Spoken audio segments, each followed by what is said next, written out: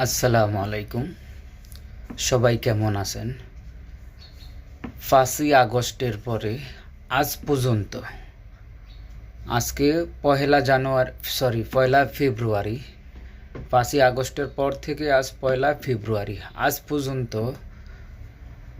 5ই আগস্টের পরে বাংলাদেশের যে অরাজকতা, বাংলাদেশ যেই জায়গায় যাওয়ার কথা ছিল বা যেখানে থাকার কথা ছিল ওখানে নাই।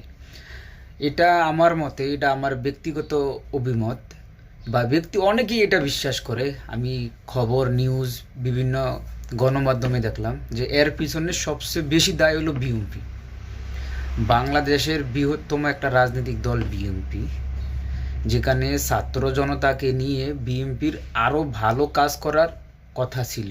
আরও কিভাবে এই ফ্যাসিস্ট হাসিনা তার লেসপেন্সারদেরকে বিচারের কাছে আনা যায়, বিচার করে দেশকে দায়মুক্ত করতে হইতো। ওই জায়গা থেকে বিএনপি সরে গিয়ে কেন জানি মনে হইতেছে বিএনপি আওয়ামী লীগের সাথে আতাত করছে। শুধু আওয়ামী লীগের সাথেই না, ইন্ডিয়ার সাথেও আতাত করছে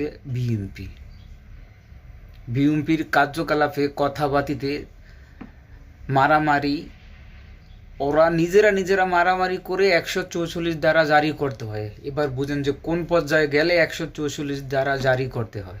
খুনাখুনি, নিজেদের মধ্যে নিজেরা খুনাখুনি। আগে যে কাজগুলো আওয়ামী লীগ করতো ওই কাজগুলো এখন বিএনপি করতেছে। আওয়ামী লীগ তো যেভাবেই ক্ষমতায় ছিল থাইকা এই কাজগুলো করতেছে। আর বিএনপি ক্ষমতায় না যায় বিএনপি আওয়ামী লীগকে হারিয়ে দিয়েছে। 5ই আগস্টের পরে বাংলাদেশ পিছনে বিএনপির হাত আছে। এটা আমার মতো লাখো বাংলাদেশি বিশ্বাস করে। আপনাদের পলিটিক্স, বিএনপির কাছ থেকে আমরা এই পলিটিক্স আশা করি নাই বা এই রাজনীতি আশা করি নাই।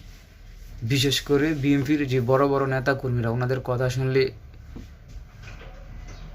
খুবই অসহায় মনে হয় যে আমরা কাদের একজনের কাছ থেকে এত মানুষ খুন করে বা এত শহীদের উপর দিয়ে কার হাতে যাইয়া ফসতেছে বাংলাদেশে, এখনো যায় নাই হাতে। তার আগেই কি অবস্থা। অবশ্য আমি একজন বিএনপি সাপোর্টার ছিলাম, কিন্তু বিএনপির এই কর্মকাণ্ডে আমার মন ভেঙে গেছে যে আমরা কাদের জন্য এত বছর আফসোস করছি যে আওয়ামী লীগের জায়গায় বিএনপি থাকলে হয়তো দেশটা আরও ভালো হইতো বা আরও ভালো চলতো। কিন্তু এখন তো পুরোই ভুল ধারণা। 360 ডিগ্রি ইউটার্ন নিয়ে নিছে বিএনপি। ওনাদেরকে বিশ্বাস করা যায় না, আমি বিশ্বাস করি না। আপনারাও করেন না কিনা